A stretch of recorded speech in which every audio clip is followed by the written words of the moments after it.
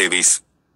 नाग व गो, ज्याप्रमाणे हत्ती संग्रामात धनुष्यापासून सुटलेला बाण सहन करतो, त्या हत्तीप्रमाणे मी तीक्ष्ण वाक्ये सहन करीन. कारण बरेचसे लोक दुशील आहेत. दमन केलेल्या हत्तीला मेळाव्यात नेतात. दमन केलेल्या हत्तीवर राजा आरूढ होतो. जो मर्मभेदी वचने सहन करतो, असा संयमी पुरुष मनुष्यात श्रेष्ठ होय. दमन केलेली खेचरे, दमन केलेले उत्तम जातीचे घोडे, दमन केलेले श्रेष्ठ हत्ती श्रेष्ठ ठरतात, पण सर्वांपेक्षा आत्मसंयमी श्रेष्ठ होय. या वाहनांच्या द्वारे कोणी गेलेल्या दिशेला म्हणजे निर्वाणाला जाऊ शकत नाही.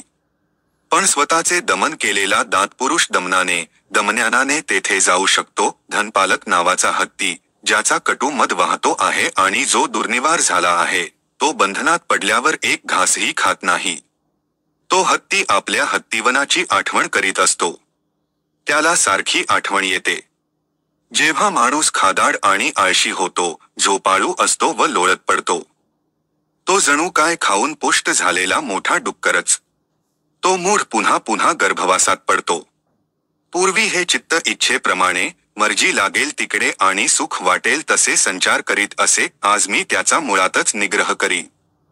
ज्याप्रमाणे माहूत मदोन्मत्त हत्तीचा निग्रह करतो. अप्रमादात व्हा, स्वचित्ताचे रक्षण करा. चिखलात रुतलेल्या हत्तीप्रमाणे स्वतःला कठीण परिस्थितीतून वर काढा. जर आपल्याबरोबर चालणारा कुशल, चांगल्या रीतीने वागणारा धीर साथी मिळेल, तर कोणतीही विघ्ने आड येऊन देता. त्यांच्यावर मात करून, त्याच्या बरोबर जागृत राहून व आनंदित मनाने संचार करावा. पण जर आपणा बरोबर चालणारा, कुशल निपुण चांगल्या रीतीने वागणारा, धीर साथी मिळत नसेल, तर राजा जसे जिंकलेले राष्ट्र सोडून जातो.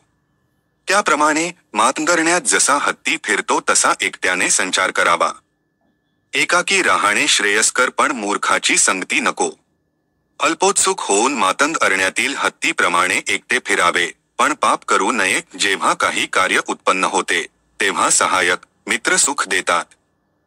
जे थोडे बहुत मिळेल त्याने संतुष्ट होणे सुखावह होते. जीविताच्या अंती पुण्य सुखकारक होते. सर्व दुःखांचा नाश सुखदायक होतो. जगात मातृभक्ती सुखकारक आहे, तसेच पितृभक्ती सुखकारक आहे. या लोकात श्रमणभक्ती सुखकारक आहे आणि ब्रह्मज्ञान्यांची भक्ती सुखकारक आहे. म्हातारपण येईपर्यंत शीलाचे पालन करणे सुखकर आहे. स्थिर झालेली श्रद्धा सुखकारक आहे. प्रज्ञेचा लाभ सुखकर आहे, पाप न करणे सुखकारक आहे.